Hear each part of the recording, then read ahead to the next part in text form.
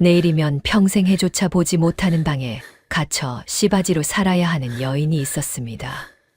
그녀가 전 재산인 단량을 던져 선택한 것은 장터한 복판 기둥에 묶여 매를 맞던 한 벙어리 머슴이었습니다. 이 사람 값이 얼마요? 단양이요. 온양만 주소. 자, 여기 온양이요. 이 사람은 이제 제 남편이니 더는 매질하지 마십시오. 사람들은 씨바지가 되기 싫어 말 못하는 거지랑 결혼하는 거냐며 비웃었지만 그녀는 벙어리 사내의 손을 잡고 새벽 안개가 자욱한 숲속으로 몸을 던졌습니다. 헐값에 남편을 산 처자와 벼랑간 아내가 생긴 벙어리 머슴. 두 사람의 운명을 뒤바꾼 기막힌 이야기가 지금 시작합니다. 사연 시작 전 구독과 좋아요 눌러주시면 영상 제작에 큰 힘이 됩니다. 이야기 시작합니다.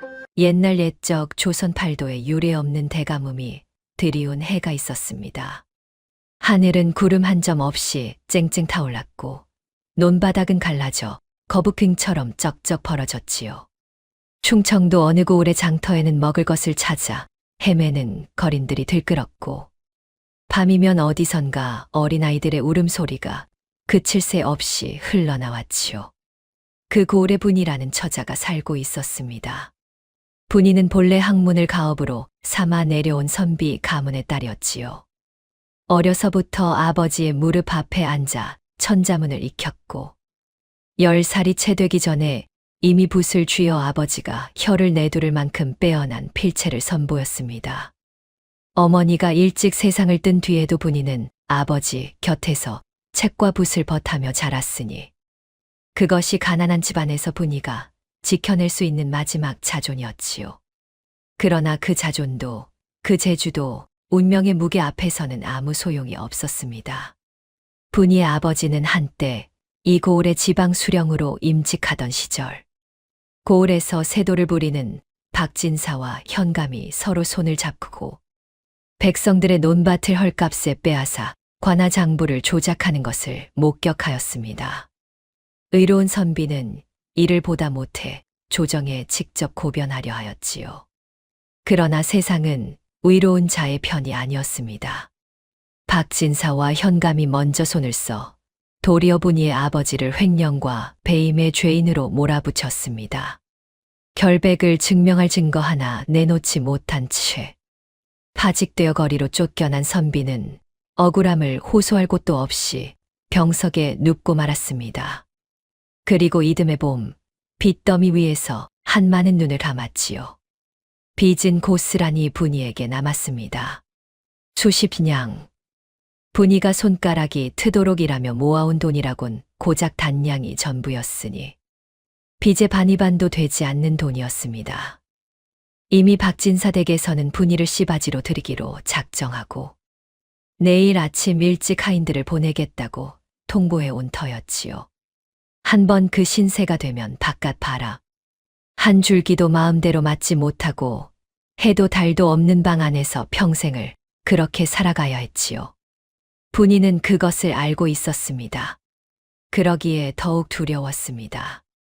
분이는 그날 밤 불도 켜지 못한 어두운 방 안에 홀로 앉아 있었습니다.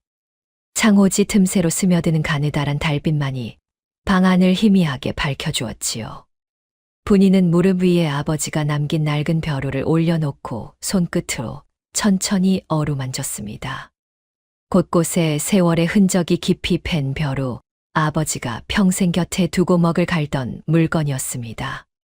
돌아가시기 전날 밤 아버지는 그 벼루를 분이의 손에 쥐어주며 눈을 마주쳤지요. 아무 말도 없었습니다.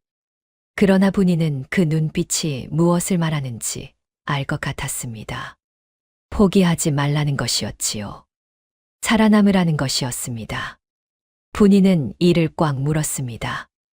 19해를 살아온 분이에게 내일이라는 날은 그 어느 때보다 무겁게 짓눌려 오고 있었지요. 내일이 오지 않았으면 싶었습니다.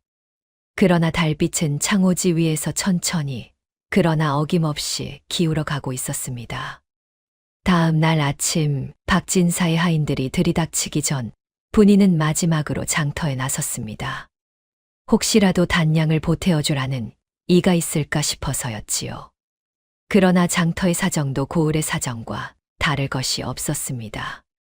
가뭄에 지친 사람들의 얼굴은 하나같이 굳어 있었고 좌판마다 물건은 볼품없이 쪼그라들어 있었지요. 분이는 이 사람 저 사람 사이를 비집고 다니다가 결국 장터 한복판에서 발을 멈추게 되었습니다. 장터 한가운데에 커다란 사람 하나가 기둥에 묶여 있었습니다.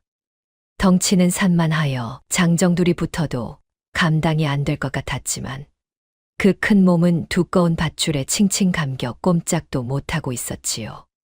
그것은 한 머슴이었습니다. 주인 집 가게 앞에 내걸린 낡은 깃발처럼 묶인 채 주인 영감의 몽둥이질을 고스란히 맞고 있었습니다. 칠복이라 불리는 벙어리 머슴이었지요. 이 멍청한 놈아, 어제 광에서 뒤지작거린 게 내 짓이 아니라고. 어서 실토를 해, 실토를. 주인 영감이 나무 몽둥이를 휘두를 때마다 칠복의 어깨와 등에 둔탁한 소리가 일었습니다. 칠복은 저항하지 않았습니다. 신음 한마디 내지 않고 고개를 조금 움츠린 채 그저 버텼지요. 벙어리인 그가 억울함을 말로 풀 수 없다는 것은 온 장터 사람이 아는 일이었으나 누구 하나 나서서 말리는 이가 없었습니다. 도리어 구경꾼들은 킬킬거리며 수군거렸지요. 저 벙어리가 또 당하는군. 말도 못하는 게 주인 눈밖에 날 짓은 왜 했담. 쯧쯧. 분이는 군중 틈에 서서 그 모습을 지켜보았습니다. 몸이 굳은 듯 발이 떨어지지 않았지요. 딱한 마음 때문만은 아니었습니다. 칠복의 눈 때문이었습니다. 몽둥이를 맞으면서도 그 눈은 공허하지 않았지요. 겁에 질린 빛도 원망의 빛도 아니었습니다. 무언가를 꿰뚫어 보듯 조용하고 깊은, 기묘하게 맑은 눈이었습니다. 짐승처럼 두들겨 맞는 몸과 그 눈빛 사이의 간극이 너무 커서 분이는 자꾸 시선을 거두지 못했습니다. 칠복은 어딘가를 바라보고 있었습니다. 장터 너머 고을 바깥 어딘가를 바라보는 것처럼 보였지요. 뭔가를 기다리는 눈빛이었습니다. 그것이 무엇인지 분이는 알 수 없었으나 그 눈이 자신을 지나쳐 간 순간만큼은 온몸에 소름이 돋았습니다. 마치 자신의 속마음을 꿰뚫어 본 것 같았지요. 그러나 칠복의 시선은 이내 다시 먼 곳으로 흘러갔고 주인 영감의 몽둥이도 잦아들 줄을 몰랐습니다. 분이는 끝내 발길을 돌렸습니다. 도와줄 돈도 도와줄 방도도 없었으니까요. 그러나 장터를 빠져나오는 내내 그 눈빛이 머릿속에서 지워지지 않았습니다. 매를 맞으면서도 흔들리지 않던 저 크고 고요한 눈동자가 분이의 가슴 한켠에 깊이 박혀버렸지요. 해가 기울어 저물녘이 되었을 때 분이는 방으로 돌아와 앉았습니다. 장터에서 아는 일을 찾아다니며 돈을 구해보려 했으나 누구 하나 선뜻 나서는 이가 없었지요. 가뭄에 허덕이는 마당에 남의 빚까지 도와줄 여유가 있는 사람은 없었습니다. 분이는 스스로도 알고 있었습니다. 처음부터 기대하지 말았어야 했다고. 어둠이 깔리자 분이는 방 안을 천천히 둘러보았습니다. 달랑방 하나에 낡은 이불 하나, 깨진 그릇 몇 개가 전부였지요. 그것마저 온전히 자기 것이 아니었습니다. 내일이면 이 방도 떠나야 했으니까요. 분이는 긴 숨을 한 번 들이켰습니다. 그리고 아버지의 벼루를 보자기에 쌌습니다. 단량을 허리춤에 동여맸습니다. 그 다음 오래된 나무 상자 속에서 조심스럽게 비녀 하나를 꺼내 들었지요. 어머니가 쓰던 물건이었습니다. 대나무를 깎아 만든 소박한 비녀였는데 어머니는 어린 분이에게 이것 하나를 남기고 세상을 떠났습니다. 분이는 그 비녀를 품속 깊이 넣었습니다. 어머니의 온기 같은 것이 아직 그 안에 남아있는 것 같았지요. 박진사의 하인들은 내일 이른 아침에 온다고 했습니다. 그러니 오늘 밤을 넘기면 끝이었지요. 분이는 가만히 눈을 감았습니다. 씨바지로 들어가면 살아는 있겠지요. 굶어 죽지는 않겠지요. 그러나 그것이 사는 것인지 분이는 알 수 없었습니다. 아버지의 딸로 태어나 붓을 잡고 글을 익혔던 분이가 방 안에 갇혀 아이만 낳다 늙어가는 것이 사는 것인지 분이는 일어섰습니다. 마음이 굳었지요. 어디로 가야 하는지도 몰랐습니다. 어떻게 살아가야 하는지도 몰랐습니다. 그러나 이 방에서 내일 아침을 맞이하지는 않겠다고 결심했습니다. 보자기를 등에 지고 문을 열었을 때 밤바람이 싸늘하게 얼굴을 쓸었습니다. 분이는 잠시 발을 멈추었지요. 그리고는 어둠 속으로 걸음을 내디뎠습니다. 발길이 닿은 곳은 장터였습니다. 사람들이 빠져나간 장터는 낮과는 전혀 달랐지요. 빈 좌판들이 어둠 속에 늘어서 있었고 꺼진 등잔 연기만이 허공에 가늘게 남아 있었습니다. 분이가 장터 어귀를 지나다 멈칫하며 발을 멈춘 것은 기둥 한켠에 낮에 보았던 그 거대한 그림자가 여전히 묶여 있었기 때문이었습니다. 칠복이었습니다. 해가 지고 밤이 깊도록 그는 풀리지 않은 채였습니다. 고개를 기둥에 기댄 채 눈을 감고 있었는데 가슴이 겨우 오르내리는 것을 보면 아직 숨은 붙어 있었지요. 분이는 한 발 다가섰다가 다시 멈추었습니다. 도와줄 힘이 없었습니다. 단양은 자신이 살아나갈 단 하나의 방도였으니까요. 분이는 시선을 거두려 했습니다. 그때 칠복이 눈을 떴습니다. 낮에 보았던 그 눈이었습니다. 어둠 속에서도 기묘하게 맑고 깊은 눈. 칠복의 눈동자가 분이를 똑바로 바라보았지요. 도와달라는 눈도 아니었고 원망하는 눈도 아니었습니다. 그저 분이를 알아보는 눈이었습니다. 장터에서 잠깐 스쳤던 그 처자를 기억하고 있다는 듯이 분이는 그 자리에 한참 서 있었습니다. 날이 밝으려면 아직 한 식경은 남아 있었습니다. 하늘 한쪽이 겨우 어슴풀에 풀리기 시작하는 시각이었지요. 분이는 칠복의 앞에 서서 허리춤에 꽁꽁 묶어두었던 단양을 천천히 풀었습니다. 그 손이 떨렸습니다. 두려움인지 결심인지 분이 자신도 알 수 없었지요. 발소리가 들렸습니다. 칠복의 주인 영감이 새벽 장사를 준비하러 나온 것이었습니다. 그리고 거의 동시에 장터 입구 쪽에서 또 다른 발소리들이 들려왔지요. 둘이 아니라 여럿이었습니다.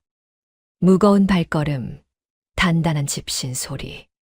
분이는 반사적으로 몸을 낮추었다가 이내 일어서서 주인 영감 앞에 섰습니다. 이 사람 값이 얼마요? 제발 저 벙어리를 저에게 팔아주시오. 주인 영감은 눈을 껌벅이며 분이를 위아래로 훑었습니다. 이른 새벽에 처자 하나가 홀로 나타나 벙어리 머슴의 값을 묻고 있으니 꿈인지 생시인지 모를 일이었지요. 그러나 주인 영감의 눈이 분이의 손에 쥔 단양에 닿자 생기가 돌았습니다. 단양, 딱 단양이요. 우연이라 하기엔 너무 정확한 값이었습니다. 분이는 잠깐 눈을 감았다가 떴습니다. 그리고 단양을 주인 영감의 손에 쥐어주었지요. 이 사내는 이제 제 남편입니다. 그러니 더는 매질하지 마십시오. 순간 주위가 조용해졌습니다. 새벽 장터에 나와 있던 몇몇 상인들이 일손을 멈추고 분이를 바라보았지요. 그리고 이내 웃음이 터졌습니다. 미쳤나, 저 처자가. 벙어리 머슴을 남편이라고? 참나. 단양의 저 덩치를 샀어. 헐값도 그런 헐값이 없네. 주인 영감은 킬킬 웃으며 단양을 주머니에 챙겼습니다. 어차피 거추장스러운 짐 같은 존재였지요.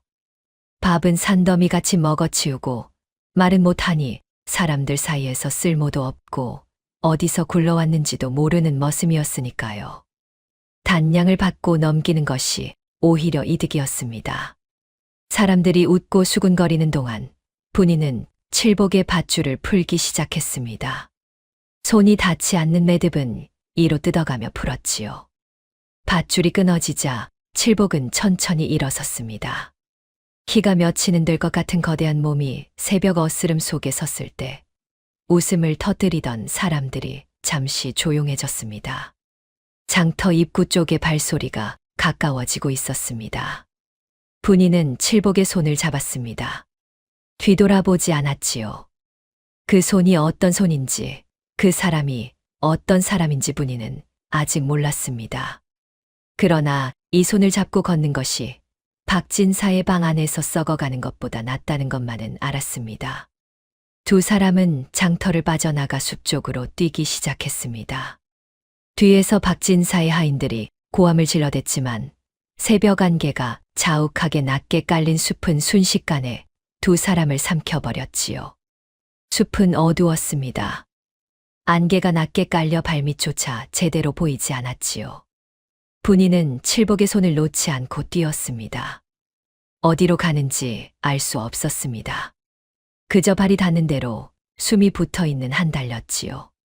한 식경 넘게 달린 끝에 분이의 발이 뿌리에 걸려 고꾸라졌습니다. 손으로 땅을 짚으며 넘어졌는데 무릎과 발바닥이 돌에 쓸려 상처가 났지요. 분이는 일어서려 했으나 다리가 후들거렸습니다.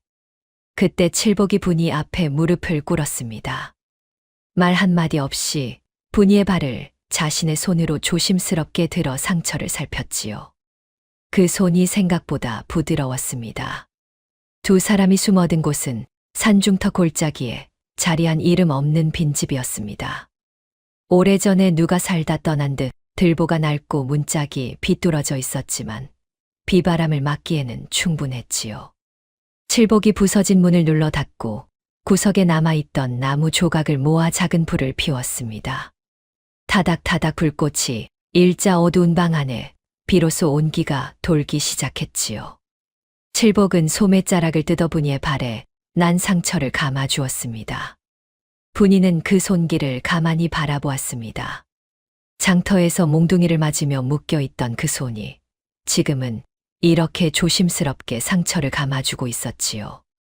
분이는 뭔가를 말하려다가 먼저 눈물이 차올랐습니다. 나는 내일 씨바지로 팔려가는 것이 두려워 도망쳤습니다. 어디로 가야 하는지도 모르고 어떻게 살아야 하는지도 모릅니다. 목소리가 떨렸습니다. 분이는 손등으로 눈가를 훔치며 말을 이었지요. 그래도 그쪽 손을 잡았습니다. 이름도 모르고 말도 못한다는 것밖에 몰랐지만 씨바지로 가느니 이름 없는 벙어리의 아내로 살다 죽는 편이 낫겠다 싶었지요. 화롯불이 타닥거리며 작은 소리를 냈습니다. 칠복은 여전히 아무 말도 하지 않았습니다. 그러나 분이를 바라보는 눈빛이 달라져 있었지요. 낮의 장터에서 새벽 어스름 속에서 보았던 그 깊고 조용한 눈빛이었으나 지금은 그 안에 무언가가 흔들리고 있었습니다. 연민인지 다짐인지 분이는 가늠할 수 없었지요. 칠복이 천천히 고개를 끄덕였습니다. 그것이 전부였습니다. 말 한마디 없는 끄덕임이었지만 분이에게는 그것으로 충분했습니다. 두 사람은 불 앞에 나란히 앉았습니다. 바깥에서는 밤바람이 골짜기를 훑고 지나갔지요. 가뭄에 시달린 나무들이 마른 소리를 냈고 멀리서 부엉이 우는 소리가 한 번 들렸다가 조용해졌습니다. 화롯불은 두 사람의 그림자를 낡은 벽 위로 길게 드리웠지요. 말 못하는 머슴과 도망친 노비, 아무것도 없는 두 사람이었습니다. 그러나 어둠 속에서 나란히 앉은 두 그림자는 그 밤만큼은 어쩐지 외롭지 않아 보였습니다. 빈집에 숨어든 지 사흘째 되던 날부터 칠복은 새벽이면 어김없이 일어나 숲으로 나갔습니다. 가뭄에 쪼개진 나무들 사이를 누비며 땔감을 해오고 깨진 항아리를 찾아다니다 골짜기 샘물을 길어왔지요. 밥 짓는 법도 알았고 지붕에서 비가 새는 곳을 찾아 이영을 덧대는 법도 알았습니다. 손발이 익숙하고 빠른 것이 제 집인 듯 자연스러웠지요. 분이는 그것이 이상했습니다. 장터에서 보았을 때 칠복은 주인에게 짓눌려 멍하니 매를 맞는 존재였는데 이곳에서의 칠복은 전혀 달랐으니까요. 낮 동안의 칠복은 과묵하되 민첩했습니다. 추노꾼들의 눈을 피해 장터 쪽에서 들리는 인기척을 먼저 알아채는 것도 언제나 칠복이었지요. 분이가 눈치채기도 전에 이미 몸을 낮추고 은신처로 이끌었습니다. 걸음걸이도 달랐습니다. 장터에서 기둥에 묶여 있을 때의 그 짐승 같은 둔중함이 아니라 발소리를 죽이고 중심을 낮추는 절도 있는 움직임이었지요. 분이는 그 등을 보다가 이따금 눈을 깜박였습니다. 저 사람이 정말 내가 단양의 산벙어리 머슴이 맞는가 싶어서였습니다. 그러나 가장 이상한 것은 밤이었습니다. 칠복은 분이가 잠든 뒤에도 쉬이 눕지 않았지요. 화롯불 앞에 홀로 앉아 분이가 아버지의 유품으로 보자기에 싸두었던 낡은 벼루를 꺼내 들었습니다. 처음에는 분이가 깊이 잠든 줄 알고 아무렇지 않게 꺼내는 것 같았지요. 칠복은 벼루를 소매자락으로 천천히 닦기 시작했습니다. 먹물이 켜켜이 쌓인 표면을 닦고 가장자리 홈을 손끝으로 더듬고 그러다 벼루를 뒤집어 밑바닥을 찬찬히 들여다보았지요. 분이는 가만히 눈을 뜨고 그 모습을 지켜보았습니다. 칠복의 얼굴이 달랐습니다. 낮 동안의 무표정이 아니었지요. 이마에 깊은 주름이 잡히고 눈빛이 날카롭게 가라앉은 채 무언가를 골몰이 생각하는 표정이었습니다. 장터에서 멍청한 벙어리라 불리던 그 얼굴이 아니었습니다. 공부를 많이 한 사람 혹은 오랜 세월 무언가를 무겁게 짊어지고 살아온 사람의 얼굴이었지요. 그 얼굴이 너무 낯설고 또 너무 선명해서 분이는 숨을 죽이고 눈을 감았습니다. 다음 날 아침 분이는 아무 말도 하지 않았습니다. 칠복도 물론 아무 말이 없었지요. 두 사람은 그렇게 서로를 조금씩, 아주 조금씩 낮과 밤의 눈빛으로 알아가고 있었습니다.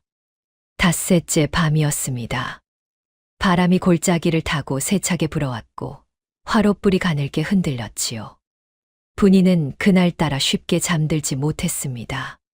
뒤척이다가 눈을 떴을 때 칠복은 또 벼루 앞에 앉아 있었습니다.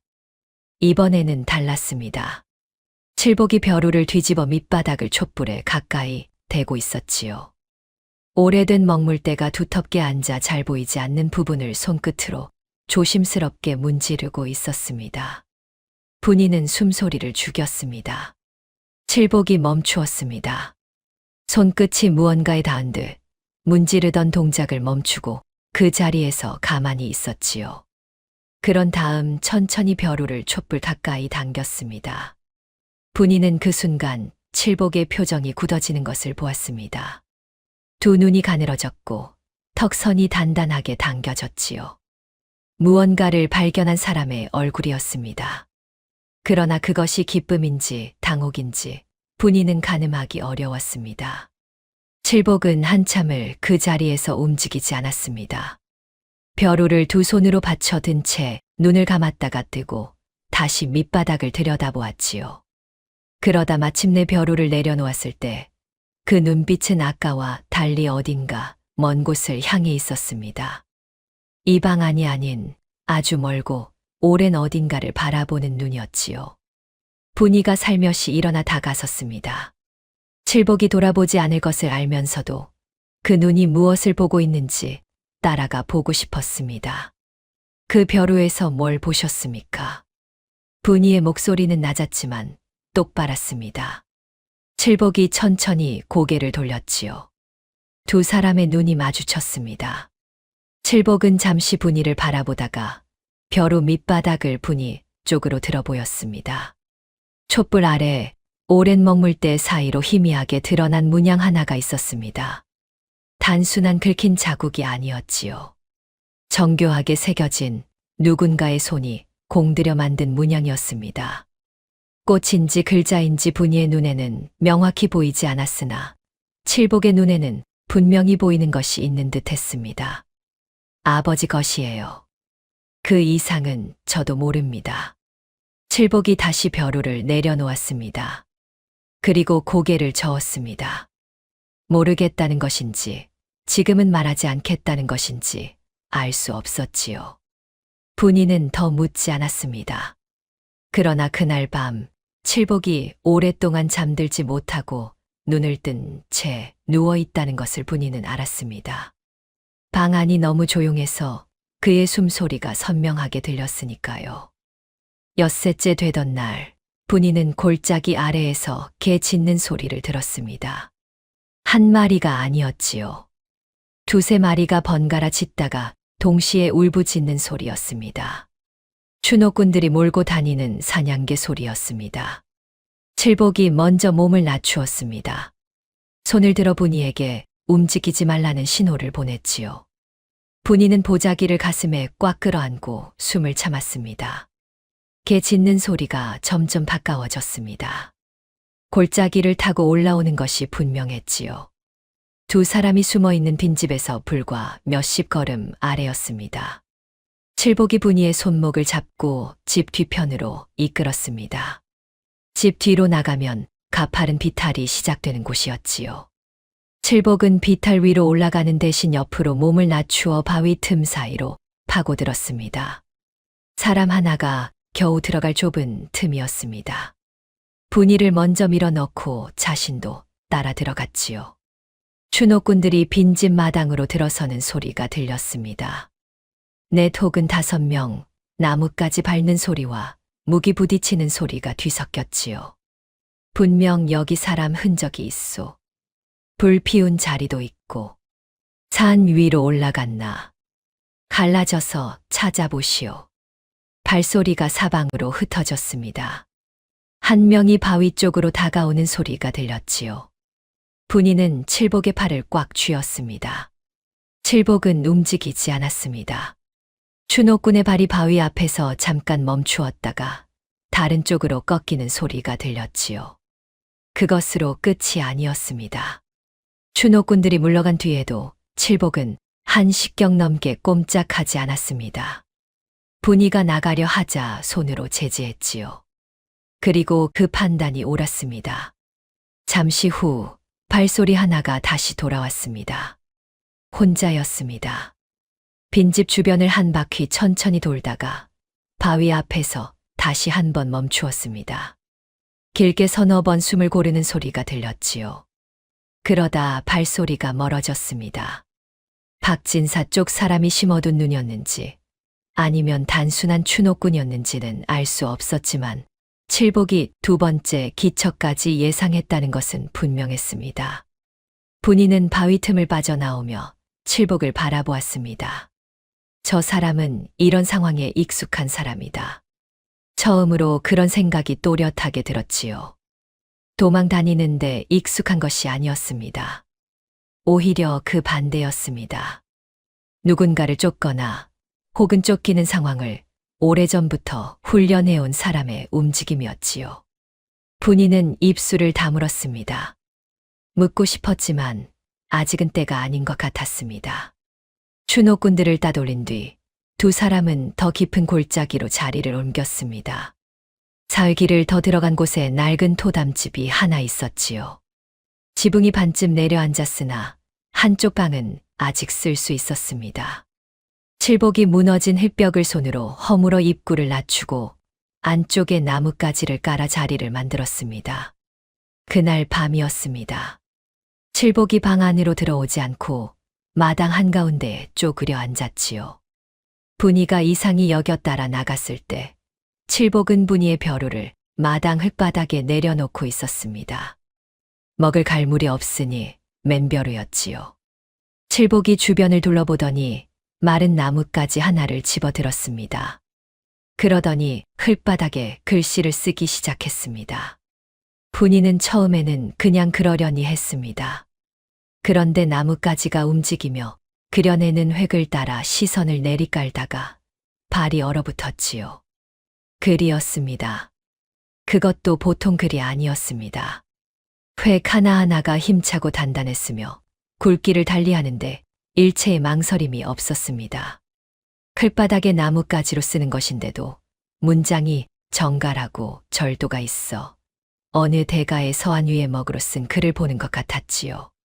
분이는 자신도 모르게 무릎을 꿇었습니다. 글의 내용은 이러했습니다. 놀라지 마시오. 다 설명할 것이오. 지금은 믿어주시오. 분이는 그 글을 읽고 다시 읽었습니다. 그리고 칠복을 바라보았지요. 칠복은 분이의 눈을 피하지 않았습니다. 밤하늘 아래 달빛이 마당을 고르게 적시는 속에서 두 사람은 한동안 말없이 마주 보았지요. 분이의 손이 바닥에 떨어진 나뭇가지를 집었습니다. 그리고 칠복이 쓴 글 옆 아직 비어있는 흙바닥에 천천히 썼습니다. 믿겠습니다. 그러나 언젠가는 말해주셔야 합니다. 칠복이 그 글을 읽었습니다. 그러더니 처음으로 아주 희미하게 입꼬리가 올라갔습니다. 웃음이라 부르기에 너무 작은 것이었으나 분이는 그것을 놓치지 않았지요. 저 사람이 웃을 수 있는 사람이구나. 분이는 그 생각을 하며 나뭇가지를 내려놓았습니다. 두 사람은 달빛 아래 흙바닥에 나란히 앉아 말 대신 글로, 글 대신 침묵으로 밤을 보냈습니다. 멀리서 바람이 마른 숲을 훑고 지나갔고 마당의 흙바닥에는 두 사람이 주고받은 문장들이 조용히 달빛을 받고 있었지요. 다음 날 밤도 그 다음 날 밤도 두 사람은 흙바닥에 글을 썼습니다. 처음에는 짧은 문장이었습니다. 칠복이 쓰면 분이가 답하고 분이가 쓰면 칠복이 받았지요. 그러다 나흘째 밤에 이르러서는 두 사람의 글이 길어졌습니다.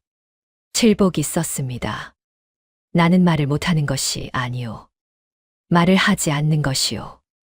이 고을에 들어온 뒤로 줄곧 말을 잃은 사람 행세를 해왔소.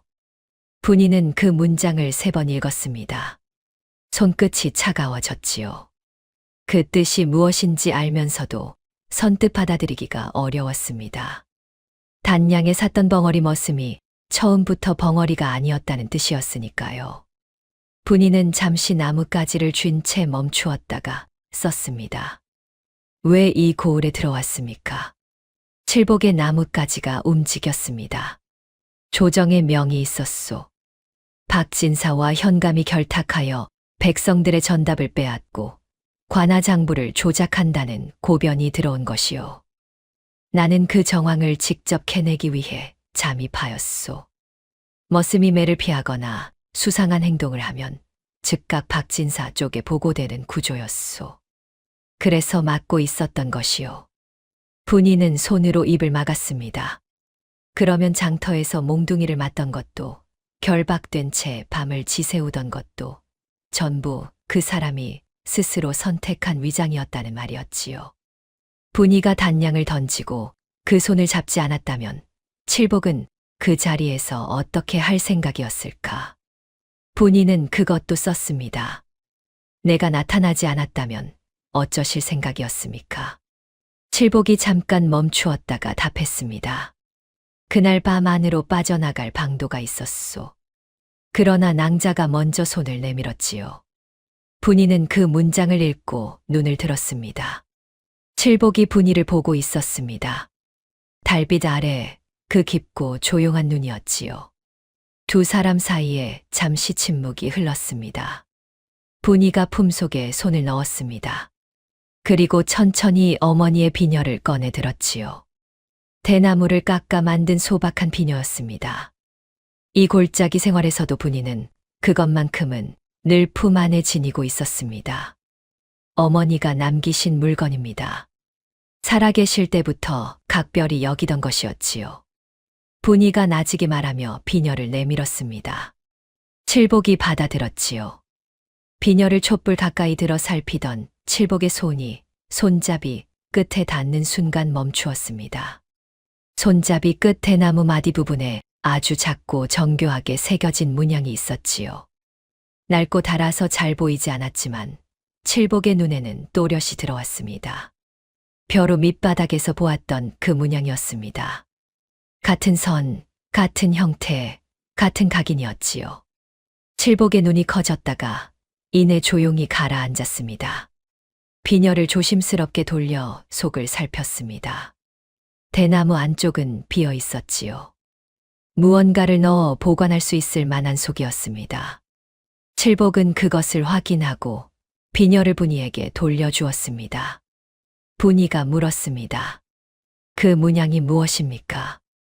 칠복은 나뭇가지를 집었습니다. 그리고 썼습니다. 낭자의 아버지와 나의 가문은 같은 뜻을 품은 사이였소. 이 각인은 그 사이에서만 통용되던 표식이요. 두 유품에 같은 것이 새겨져 있다면 낭자의 아버지는 우리가 찾던 사람이요. 분이는 그 글을 읽으며 숨을 멈추었습니다. 아버지가 이 사람이 찾던 사람이었다고. 억울하게 파직되고 빚을 지고 세상을 뜬 그 아버지가 이 사람의 가문과 같은 뜻을 나누던 사이였다고. 눈가가 뜨거워졌습니다. 분이는 비녀를 두 손으로 꽉 쥐었지요. 칠복이 분이의 손 위에 자신의 손을 조용히 얹었습니다.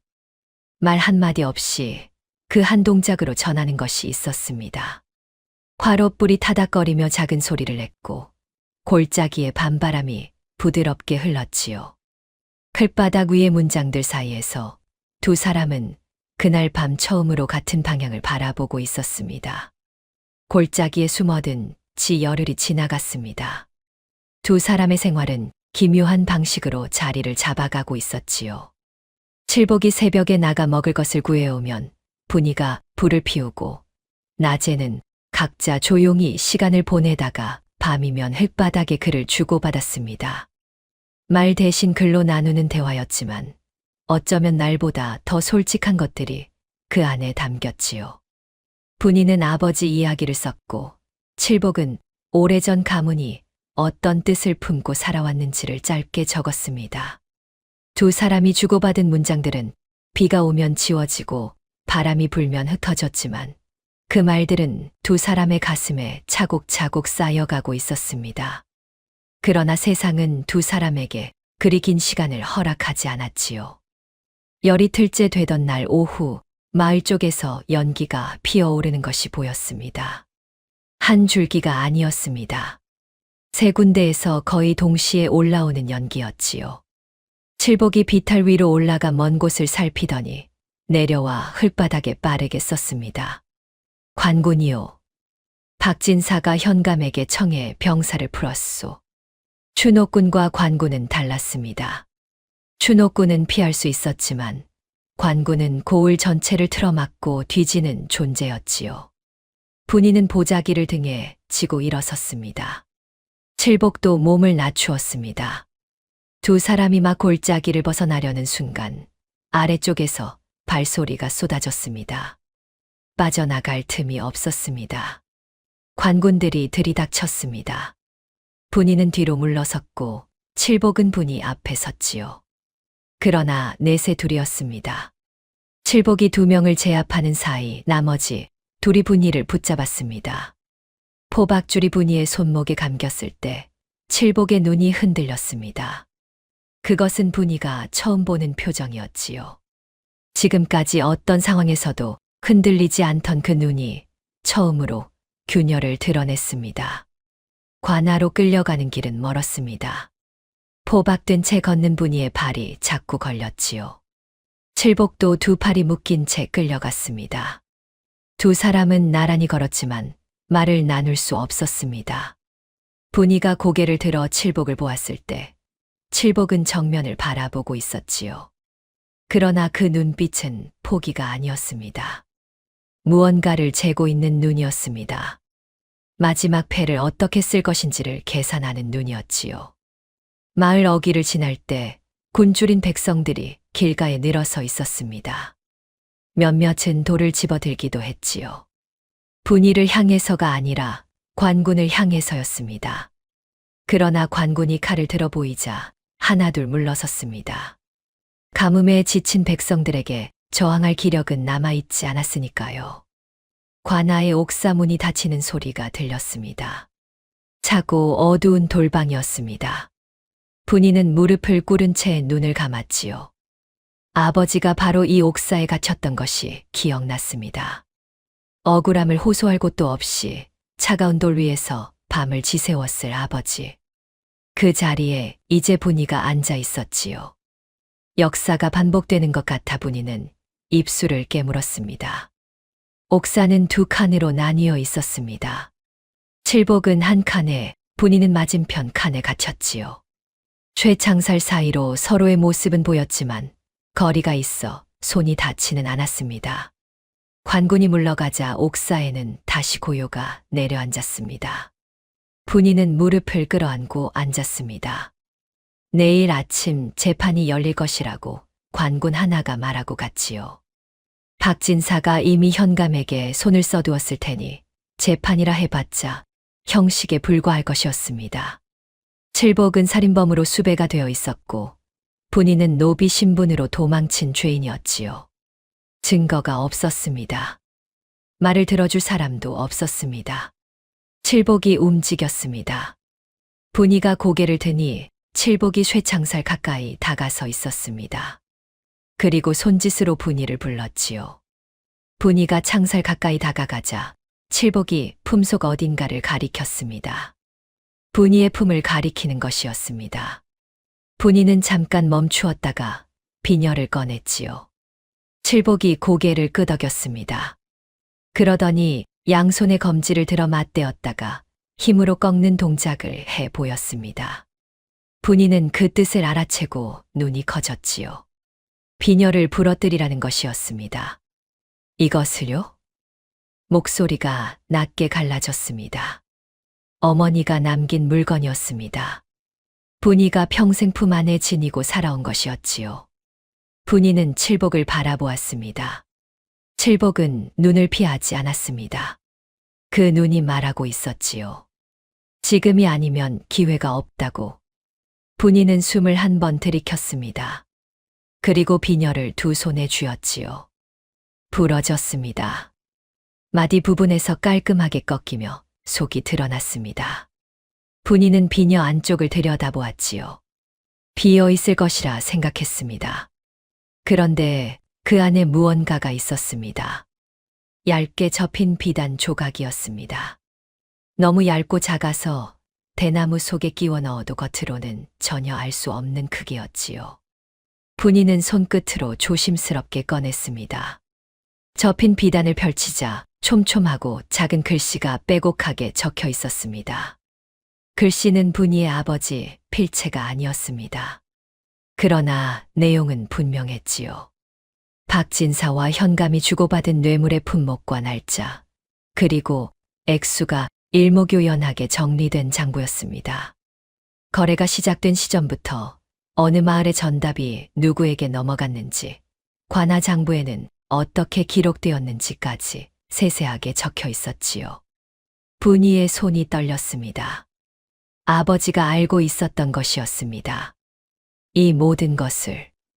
파직되기 전에 이미 증거를 손에 쥐고 있었지만 그것을 공개하지 못하고 세상을 떴던 것이었지요.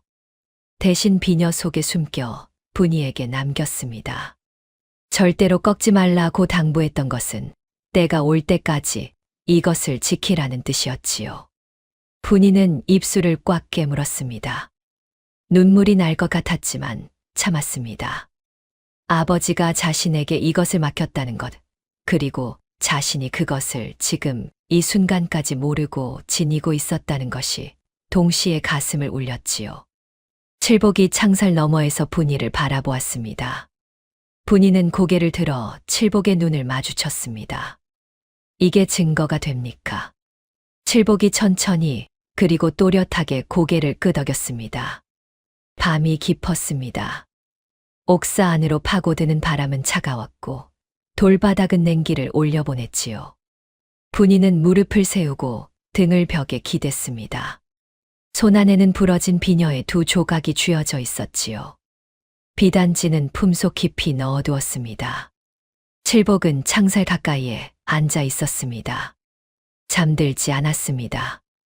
눈을 뜨고 어딘가를 바라보고 있었지요. 분이가 그 옆모습을 바라보다가 낮게 물었습니다. 내일 재판에서 그 비단지를 꺼내면 됩니까? 칠복이 분이를 돌아보았습니다. 그리고 천천히, 아주 천천히 고개를 저었지요.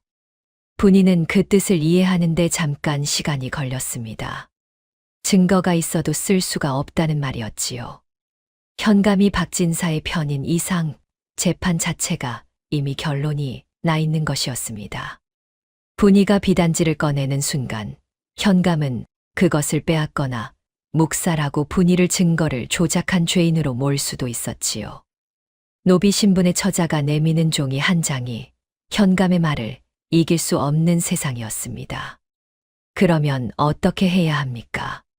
칠복은 바닥을 내려다보았습니다. 오랫동안 침묵이 흘렀지요. 분이는 재촉하지 않았습니다. 칠복이 무언가를 결심하는 시간이라는 것을 알았으니까요. 칠복이 손바닥을 펼쳤습니다. 그리고 손가락으로 자신의 손바닥 위에 천천히 글자를 그었습니다. 분이는 창살 너머로 그것을 읽었지요. 내가 말을 하겠소. 분이는 숨을 멈추었습니다. 침묵을 지키는 것이 칠복의 방패였습니다. 벙어리 행세를 하는 한 그는 아무것도 아닌 사람이었고 아무것도 아닌 사람은 의심받지 않았지요. 그러나 입을 여는 순간 그 방패는 사라집니다. 위장이 풀리는 순간 박진사와 현감이 그를 제거하려 들 것은 불 보듯 뻔했습니다. 위험합니다. 분이가 나직하게 말했습니다. 칠복이 고개를 들었지요. 분이는 말을 이었습니다. 그쪽이 입을 여는 순간 저들이 그쪽을 죽이려 들 것입니다. 저는 그것이 두렵습니다. 칠복이 분이를 바라보았습니다. 그 눈이 오래도록 분이 위에 머물렀지요. 그러다 다시 손바닥에 글자를 그었습니다. 낭자의 아버지는 말을 하지 못하고 세상을 떠났소. 나는 말을 할 수 있소. 분이의 눈가가 뜨거워졌습니다. 더 말리지 못했습니다. 말릴 수 있는 말이 없었지요. 칠복이 한 글자씩 손바닥에 그어가는 동안 분이는 창살에 이마를 기댔습니다. 차가운 쇠의 감촉이 이마를 파고들었지요. 재판은 해가 뜨면 시작될 것이었습니다. 밤이 얼마나 남았는지 알 수 없었습니다. 그러나 옥사 창살 틈으로 스며드는 바람이 조금씩 달라지고 있었고 하늘의 빛이 아주 서서히 변해가고 있었지요. 칠복은 그 밤을 눈을 뜨고 지새웠습니다. 분이도 끝내 잠들지 못했지요. 두 사람은 창살을 사이에 두고 말 한마디 없이 새벽을 맞았습니다. 관아 마당에 아침 햇살이 내리쬐 무렵 재판이 시작되었습니다. 현감이 동원 대청 위에 좌정하고 그 아래 마당의 분이와 칠복이 무릎을 꿇었지요. 박진사는 한쪽에 일관을 정제하고 앉아 여유로운 표정을 짓고 있었습니다. 관아 마당 바깥으로는 소문을 들은 백성들이 모여들었지요. 가뭄에 시달린 얼굴들, 박진사에게 전답을 빼앗긴 사람들, 곤줄인 아이를 아는 어미들이 담 너머에 가득했습니다. 현감이 낮게 목을 가다듬었습니다. 도망친 노비와 살인 혐의로 수배된 자를 심리하겠다. 형식적인 문초가 이어졌습니다. 현감은 이미 결론을 정해두고 있었지요. 분이가 억울함을 호소해도 돌아오는 것은 비웃음이었습니다. 칠복은 벙어리이니 묻지도 않았지요. 이 자는 살인범이며 이 처자는 노비 신분으로 도주한 자이다. 법에 따라 처벌을 내리겠다. 현감이 형리에게 눈짓을 보냈습니다. 형리가 형장을 들고 분이 앞에 섰지요. 분이는 눈을 감지 않았습니다. 이를 꽉 물고 정면을 바라보았습니다. 그때였습니다. 이 재판은 국법에 어긋난다. 목소리가 관아 마당을 가로질렀습니다. 낮고 단단하며 공기를 가르는 듯 청명한 목소리였지요. 형리의 손이 멈추었습니다. 현감의 눈이 커졌습니다. 박진사가 자리에서 반쯤 일어났지요. 칠복이 무릎을 세우고 일어서고 있었습니다. 두 팔이 포박된 채였지만 등이 꼿꼿했습니다. 그 목소리가 칠복의 입에서 나왔다는 것을 사람들이 알아채는 데는 잠깐의 시간이 필요했지요. 벙어리였습니다.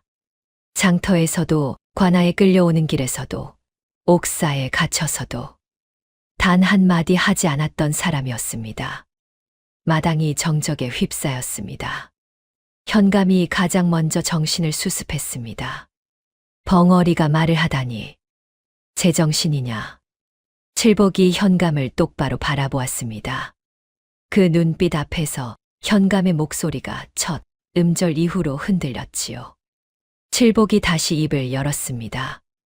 원고도 피고도 증인도 듣지 않은 재판이 어찌 재판이요? 현감, 이것이 조정에서 내린 법도요? 목소리는 흔들리지 않았습니다. 크지도 않았지요.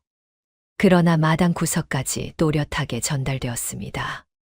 담 너머에 서 있던 백성들 사이에서 웅성거림이 일었습니다. 박진사가 자리에서 완전히 일어섰습니다. 저자를 끌어내라. 벙어리 행세를 하며 재판을 어지럽히려는 자다. 칠복이 박진사를 돌아보았습니다. 그 시선 하나만으로 박진사의 목소리가 잦아들었지요. 칠복이 말했습니다. 박진사, 매물장부를 아직 기억하시오? 마당 안의 공기가 달라졌습니다. 형리가 멈추었고 현감이 의자에서 앞으로 몸을 기울였지요. 박진사의 얼굴에서 핏기가 빠졌습니다. 분이는 칠복의 옆에서 그 장면을 바라보았습니다. 벙어리라 불리던 사내가 서 있었습니다. 단양에 팔렸던 머슴이 서 있었지요. 그러나 지금 이 마당에서 가장 똑바로 선 사람은 그였습니다. 마당 안에 침묵이 가득 찼습니다. 박진사의 얼굴이 일그러졌다가 다시 굳어졌습니다. 현감이 팔걸이를 짚으며 몸을 세웠지요. 이자가 무슨 헛소리를 하는 것이냐. 뇌물장부라니. 저자를 당장 제압하라. 병사 둘이 칠복 쪽으로 움직였습니다. 칠복은 물러서지 않았습니다. 병사들이 가까워질수록 목소리가 더 또렷해졌지요. 나는 반년 전 조정의 밀명을 받고 이 고을에 잠입하였소. 병사들이 멈추었습니다. 현감이 손을 들어 제지한 것이 아니었습니다. 그 말의 무게 때문이었지요. 마당 바깥의 백성들 사이에서 다시 웅성거림이 일었습니다. 칠복이 말을 이었습니다. 박진사와 현감이 결탁하여 백성들의 전답을 빼앗고 관아장부를 조작한다는 고변이 조정에 들어갔소. 나는 그 정황을 직접 캐내기 위해 파직된 관리로 위장하고 머슴으로 흘러들어 이 고을에 잠입하였소. 박진사의 눈을 피하기 위해 벙어리 행세를 유지하였으나 오늘 이 자리에서 더 이상 침묵을 지킬 이유가 없소. 박진사가 웃음을 터뜨렸습니다. 그러나 그 웃음은 자연스럽지 않았지요. 암행어사라고? 이자가 정신이 나갔군. 암행어사라면 마패가 있어야 할 것 아니냐. 머슴 출신 벙어리가 감히 어사 행세를 하다니 이것 자체가 불경이요 참수감이로다. 현감이 자리에서 일어섰습니다. 얼굴은 굳어 있었지만 목소리에는 날이 서 있었지요. 저자를 당장 끌어내어 참수하라. 증거도 없이 현감을 능멸한 죄다. 병사들이 다시 움직였습니다. 이번에는 멈추지 않았습니다. 분이가 벌떡 일어섰지요. 잠깐. 분이의 목소리가 마당 위로 퍼졌습니다. 형리와 병사들이 어리둥절한 표정으로 분이를 보았습니다. 분이는 품속에서 비단지를 꺼내 높이 들었지요. 이것을 보시오. 박진사와 현감이 주고받은 뇌물의 품목과 날짜, 액수가 적힌 장부요. 내 아버지가 목숨을 걸고 남긴 것이요. 현감이 눈을 가늘게 좁혔습니다. 박진사의 얼굴에서 여유가 사라졌지요. 그러나 현감이 입을 열기도 전에 마당 바깥담 너머에서 외침이 쏟아졌습니다. 맞소, 우리 논이 박진사에게 넘어갈 때 아무 이유가 없었소. 현감이 내준 것이요. 이 고을 사람들 다 알고 있소. 쌓였던 원한이 터지는 소리였습니다. 담 너머 백성들이 물밀듯 관아 마당 쪽으로 밀려들었지요. 현감이 병사들에게 고함을 질렀지만 수십 명의 백성들과 몇 명의 병사가 싸울 수는 없었습니다. 칠복이 분이를 바라보았습니다. 분이도 칠복을 보았지요. 두 사람의 눈이 마주친 그 찰나 칠복이 입을 열었습니다. 이시온이요. 이름이었습니다. 처음으로 자신의 이름을 밝히는 순간이었지요. 칠복도 벙어리 머슴도 아닌 이 사람의 진짜 이름이었습니다. 나는 암행어사 이시온이요. 반년간 이고을에 잠입하여 박진사와 현감의 결탁 정황을 낱낱이 캐내었소. 조정의 밀명이 있었으며 내게는 그것을 증명할 것이 있소. 현감이 병사들에게 다시 고함을 질렀습니다. 박진사가 자리를 피하려 몸을 돌렸지요. 마당이 순식간에 소란스러워졌습니다. 분이는 비단지를 두 손으로 꽉 쥔 채 이시온의 옆에 섰습니다. 아버지가 남긴 것과 이 사람이 캐낸 것이 이제 한자리에 모였습니다. 이시온이 천천히 고개를 들어 현감을 바라보았습니다. 그 눈빛 앞에서 현감의 고함이 처음으로 멈추었지요. 관아 마당 위로 봄볕이 쏟아지고 있었습니다.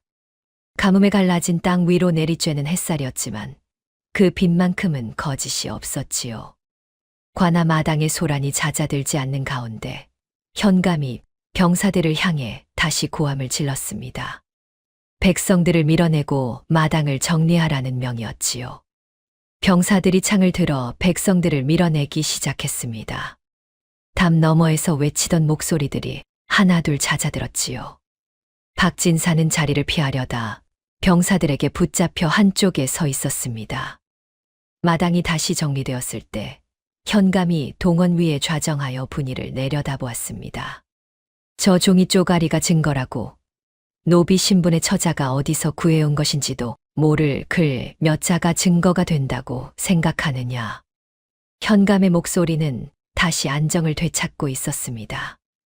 이시온이 정체를 밝혔으나 마패가 없는 이상 현감으로서는 끝까지 버틸 여지가 있었지요. 아무리 큰 소리를 쳐도 왕명을 증명하지 못하면 관아 안에서는 현감의 말이 법이었으니까요. 분이는 현감의 말을 들으며 손안의 비단지를 바라보았습니다. 현감의 말이 틀린 것은 아니었지요.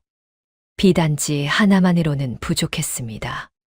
현감이 가짜라 우기면 그뿐이었으니까요. 분이는 이를 꽉 물었습니다. 그러다 천천히 무릎을 꿇고 앉았습니다. 현감 앞에 무릎을 꿇는 것이 아니었지요. 바닥에 놓인 보자기를 풀기 위해서였습니다. 아버지의 벼루였습니다. 분이는 벼루를 두 손으로 받쳐 들었습니다. 그리고 뒤집었지요. 벼루 밑바닥을 현감 쪽으로 향해 높이 들었습니다. 오랜 먹물대 사이로 희미하게 드러난 문양, 정교하게 새겨진 각인이었습니다. 이것을 보시오. 분이의 목소리가 떨리지 않았습니다. 이 각인은 이시온 다문과 대대로 뜻을 같이 한 청렴한 관리들 사이에서 통용되던 표식이요. 내 아버지의 벼루 밑바닥에 이것이 새겨져 있다는 것은 내 아버지가 이시온 가문과 같은 편이었다는 증거요. 그리고 어머니의 비녀 손잡이 끝에도 이 각인이 새겨져 있었소. 어머니가 돌아가실 때까지 품고 있던 물건이지요. 현감이 인상을 찌푸렸습니다. 박진사의 얼굴에도 처음으로 동요가 일었지요. 확신에 차 있던 두 눈이 흔들렸습니다. 각인의 존재 자체를 부정하기가 어려웠습니다. 두 유품의 동일한 표식이 새겨져 있다는 것은 우연이라 할 수 없는 것이었으니까요. 분이가 말을 이었습니다. 내 아버지는 이것을 증명하기 위해 목숨을 바쳤소. 비단지를 비녀 속에 숨겨 딸에게 남기고 억울한 누명을 쓴 채 세상을 떠났지요. 나는 그것을 모르고 살았소. 그러나 이제 알았으니 이 자리에서 그것을 쓰겠소. 현감이 잠시 말을 잃었습니다. 그 침묵이 길지는 않았지요. 곧 가짜라며 소리를 높일 것이 분명했습니다. 그러나 그 짧은 침묵 속에서 분이는 보았습니다. 현감의 눈에 처음으로 두려움이 스치는 것을. 이시온이 분이의 옆에 나란히 섰습니다. 두 사람이 나란히 서자 현감이 다시 소리를 높였지요. 헛소리도 유분수지. 각인이 무엇이든 마패가 없는 자는 어사가 아니다. 저 둘을 다시 옥사로 끌어넣어라. 병사들이 움직였습니다. 이시온이 눈을 감았다가 떴습니다. 때가 왔다는 눈이었지요. 병사들이 다가오는 것을 이시온은 피하지 않았습니다. 그 대신 천천히 아주 천천히 오른손을 가슴 안쪽으로 넣었지요. 품 안 깊숙한 곳, 겉으로는 전혀 알 수 없는 자리에 꿰매어 두었던 것을 꺼냈습니다. 마패였습니다. 둥글고 묵직한 은빛 패가 아침 햇살을 받아 빛났습니다. 마패에 새겨진 글자가 또렷이 드러났지요. 이시온이 그것을 높이 들어 올렸습니다. 관아 마당 전체가 보일 수 있도록. 움직이던 병사들이 멈추었습니다. 한 명이 다른 한 명을 바라보았고 그 눈빛이 마당 전체를 훑었지요. 현감이 자리에서 반쯤 일어섰습니다. 박진사가 뒷걸음질을 쳤지요. 마당 바깥에서 다시 백성들의 웅성거림이 일었습니다. 이시온이 입을 열었습니다. 왕명이요. 두 글자였습니다. 그러나 그 두 글자가 관아 마당의 공기를 완전히 바꾸었지요. 병사들이 창을 내렸습니다. 형리가 뒷걸음질을 쳤습니다. 현감의 얼굴이 흙빛으로 변해갔지요. 나는 전하의 명을 받아 이 고을에 잠입한 암행어사 이시온이요. 반년간 이 고을의 실상을 낱낱이 살피고 박진사와 현감의 결탁 정황을 직접 확인하였소. 오늘 이 자리가 그 임무를 마치는 자리요. 현감이 다시 소리를 높이려 했습니다. 그러나 목이 열리지 않았지요. 마패는 거짓말을 하지 않았습니다. 현감이 수십 년 관직 생활을 하며 마패를 모를 리가 없었으니까요. 박진사가 현감에게 눈짓을 보냈습니다. 도망치자는 눈짓이었지요. 그러나 이미 병사들이 마당 입구를 막고 있었습니다. 이시온의 마패를 본 병사들이 본능적으로 왕명의 편에 선 것이었지요. 이시온이 마패를 내리며 말을 이었습니다. 현감은 박진사와 결탁하여 지난 5년간 이 고을 백성들의 전답 수백 혀를 헐값에 빼앗고 관아 장부를 조작하였소. 그 과정에서 이 사실을 알고 고변하려 한 선량한 관리를 도리어 죄인으로 몰아 파직시켰지요. 그 관리의 딸이 바로 지금 이 자리에 서 있는 분이요. 마당 바깥에서 백성들이 다시 물밀듯 안으로 밀려들었습니다. 이번에는 병사들이 막지 않았지요. 박진사에게 전답을 빼앗겼던 사람들, 억울하게 채무를 떠안았던 사람들, 굶주림에 시달리면서도 아무 말도 못하고 살아온 사람들이 마당 가득 들어섰습니다. 현감이 떨리는 목소리로 입을 열었습니다. 어사라 해도 절차가 있는 법이요. 이곳은 내 관할이고 이 재판은 내가 주재하는 것이요. 마패 하나로 모든 것을 뒤집으려 하다니 이것이 법도요? 이시온이 현감을 바라보았습니다. 조급함도 분노도 없는 눈이었지요. 현감, 마지막으로 묻겠소. 박진사와 주고받은 뇌물의 내역을 스스로 실토하겠소. 아니면 이 자리에서 모든 증거를 공개하겠소. 현감이 입을 굳게 다물었습니다.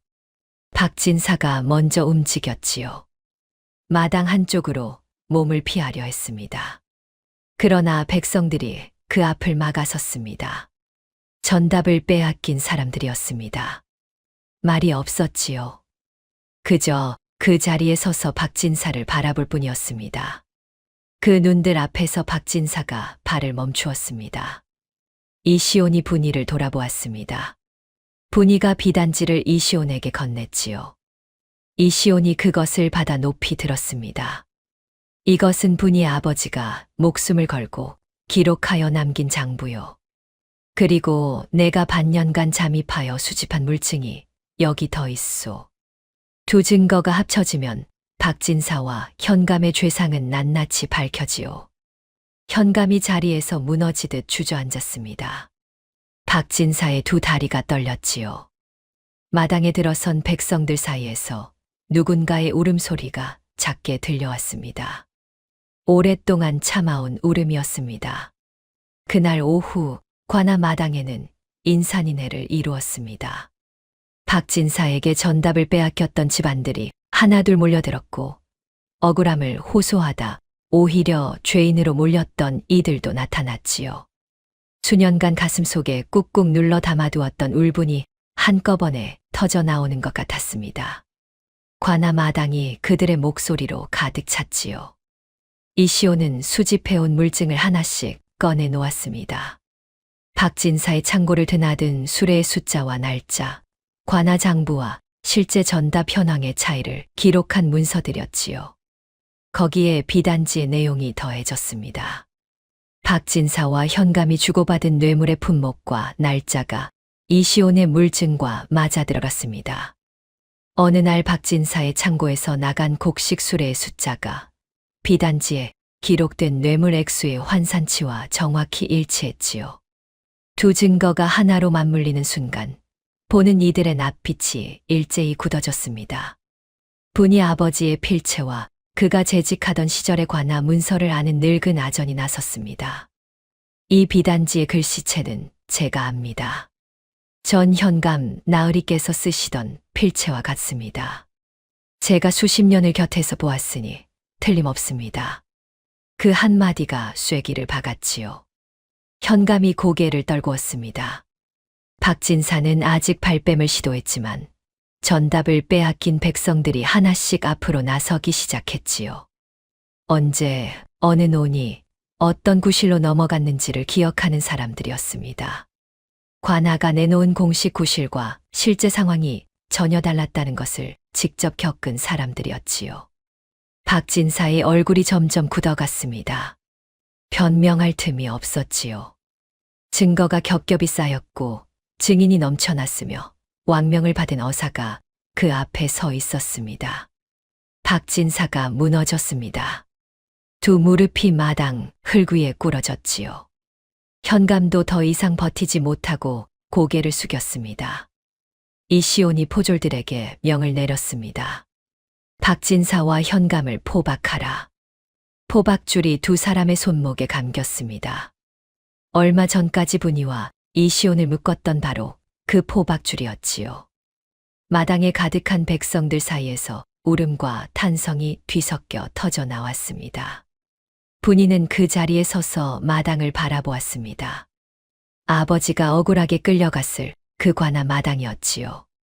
아버지가 결백을 외쳐도 아무도 들어주지 않던 곳이었습니다. 그 마당에서 지금 아버지를 죄인으로 몰았던 두 사람이 포박을 당하고 있었지요. 분이는 손안에 쥔 비단지를 천천히 내려다보았습니다. 부러진 비녀의 두 조각도 함께 쥐고 있었지요. 어머니가, 아버지가 마침내 풀렸습니다. 박진사와 현감이 포박된 이후 이시온은 사흘 동안 관아에 머물며 남은 일을 정리했습니다. 빼앗긴 전답의 원래 주인을 가려내고 조작된 관아 장부를 바로잡는 일이었지요. 억울하게 채무를 떠안았던 집안들의 기록도 하나씩 다시 살폈습니다. 5년치가 넘는 장부를 뒤지는 일이었으니 쉽지 않았지만 이시온은 한 줄도 빠뜨리지 않았지요. 분이 아버지의 누명도 그 과정에서 함께 벗겨졌습니다. 분이의 아버지가 파직될 당시 제출된 고변서가 박진사 쪽에서 조작한 문서였음이 이시온의 물증으로 밝혀졌지요. 조정에 올릴 공문의 분이 아버지의 이름 옆에 쓰였던 죄명이 지워지고 대신 청렴한 관리로서 직무에 충실하다 억울하게 파직된 사실이 기록되었습니다. 분이의 가문은 복권되었고 몰수되었던 재산의 일부도 돌려받을 수 있게 되었지요. 분이는 그 공문이 작성되는 것을 조용히 지켜보았습니다. 붓이 종이 위를 움직일 때마다 가슴 어딘가에서 무언가가 풀려나가는 것 같았지요. 수년간 짓눌려 있던 것, 아버지의 죽음과 자신의 몰락을 억울하다 울부짖지도 못하고 삼켜야 했던 것들이 그 공문 한 장 한 장과 함께 조금씩 가벼워졌습니다. 이시온이 임무를 마무리하고 짐을 꾸리는 날 저녁, 분이는 관아 담장 밖 느티나무 아래에 홀로 앉아 있었습니다. 가뭄에 시달리던 나무였는데 며칠 전 밤에 비가 내린 덕분인지 가지 끝에 여린 잎새가 조금씩 돋아나고 있었지요. 분이는 그것을 올려다보다가 발소리에 고개를 돌렸습니다. 이시온이었습니다. 관복을 입지 않은 차림이었지요. 머슴 시절의 투박한 차림도 아니었고 어사의 관복도 아닌 그냥 한 사내의 수수한 차림이었습니다. 이시온이 분이 옆에 앉았습니다. 두 사람은 한동안 말이 없었지요. 이시온이 먼저 입을 열었습니다. 내일 조정으로 돌아가야 하오. 분이가 고개를 끄덕였습니다. 알고 있었지요. 그 전에 할 말이 있소. 분이가 이시온을 바라보았습니다. 이시온이 시선을 느티나무 쪽으로 두며 말했지요. 나는 단양에 팔린 머슴이었소. 벙어리 행세를 하며 짐승처럼 매를 맞던 사내였지요. 그 사내의 손을 잡고 숲속으로 함께 달려준 사람이 낭자요. 그 단양이 없었다면 나는 아마 그 장터에서 기회를 놓쳤을 것이요. 분이가 입술을 열었습니다. 저는 그쪽 손을 잡은 것이 아닙니다. 살아남으려 도망친 것이지요. 이시온이 분이를 보았습니다. 그리고 웃었지요. 흘바닥에 글씨를 쓰던 밤에 아주 희미하게 입꼬리가 올라갔던 것보다 조금 더 또렷한 웃음이었습니다. 그 두 가지가 같은 일이었소. 분이가 눈을 내리깔았습니다. 느티나무에서 여린 잎새 하나가 바람에 흔들렸지요. 이시온이 다시 말했습니다. 낭자, 나는 조정으로 돌아가는 길에 낭자를 두고 가지 않겠소. 단양에 나를 산 진정한 주인이 낭자이니 그 주인 곁에 평생 머무는 것이 마땅한 도리일 것이요. 분이가 오랫동안 침묵했습니다. 달빛이 느티나무 그림자를 길게 드리웠지요. 분이가 천천히 고개를 들어 이시온을 바라보았습니다. 그 도리를 지키실 수 있겠습니까? 이시온이 답했습니다. 지금껏 벙어리 행세를 하면서도 어긴 적 없는 도리가 있소. 낭자 곁에 있는 것은 그보다 훨씬 쉬운 일이오. 그해 가을이 깊어갈 무렵 두 사람은 고을 느티나무 아래에서 조촐한 혼례를 올렸습니다. 하객이라고는 국밥집 할머니와 전답을 되찾은 몇몇 백성들 뿐이었지요.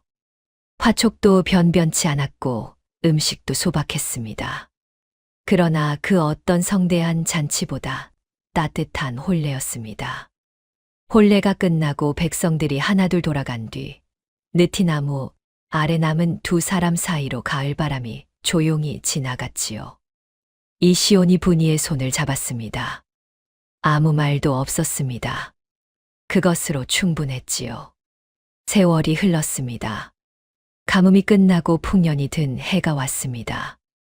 메말랐던 논에 물이 차오르고 갈라졌던 대지에 벼이삭이 가득 들어찼지요. 하늘은 높고 푸르렀으며 장터에는 웃음소리가 돌아왔습니다. 박진사의 손에 넘어갔던 전답들이 원래 주인들에게 돌아오고 억울하게 빚을 떠안았던 집안들이 하나둘 일어서기 시작했습니다. 고을 전체가 오랜 짐을 내려놓은 듯 숨을 고르는 시절이었지요. 장터 한쪽 낡은 국밥집 평상 위에 두 사람이 나란히 앉아 있었습니다. 분이와 이시온이었습니다. 혼례를 올린 뒤 두 사람은 그 고을의 자리를 잡았지요. 이시온은 조정에서의 소임을 마치고 돌아온 뒤에도 관복보다 수수한 차림을 즐겼습니다. 과묵한 것도 여전했지요. 그러나 분이와 나란히 앉았을 때만큼은 그 눈이 유독 부드러워졌습니다. 분이가 품속에서 무언가를 꺼냈습니다. 작은 주머니였습니다. 그 안을 여러 손바닥 위에 쏟아내었지요. 단양이었습니다. 세월이 지나도록 쓰지 않고 그대로 간직해온 돈이었습니다. 동전들이 햇살 아래 반짝였지요. 이시온이 그것을 내려다보았습니다. 아직도 가지고 있었소. 버리지 못했습니다. 분이가 손바닥 위의 단양을 바라보며 말했습니다. 이 돈을 쥐고 장터에 섰을 때 저는 내일이 없는 사람이었습니다. 단양이 전부였고 그것마저 쓰면 남는 것이 없었지요. 그런데 이 돈을 쓰고 나서 모든 것이 달라졌습니다. 이시온이 분이를 바라보았습니다. 분이가 말을 이었지요. 저는 그때 사람을 샀다고 생각했습니다. 그러나 지금 생각해보면 단양으로 산 것은 사람이 아니었습니다. 무엇을 샀소? 분이가 손바닥을 오므려 단양을 다시 쥐었습니다. 그리고 천천히 웃었지요. 내일을 샀습니다. 이시온이 잠시 분이를 바라보다가 눈을 들어 장터를 바라보았습니다. 풍년을 맞아 활기를 되찾은 장터, 좌판마다 물건이 넘쳐나고 아이들이 뛰어다니는 풍경이었지요. 몇 해 전 가뭄에 지치고 박진사의 횡포에 눌려 눈빛조차 꺼져 있던 사람들이 이제는 소리 내어 웃고 있었습니다.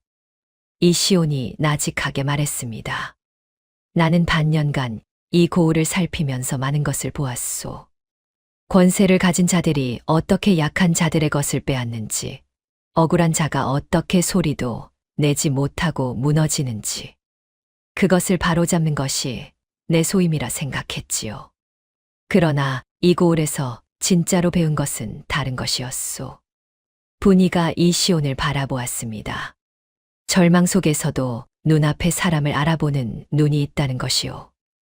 단양밖에 없는 처자가 아무것도 모르는 사내의 손을 잡았소.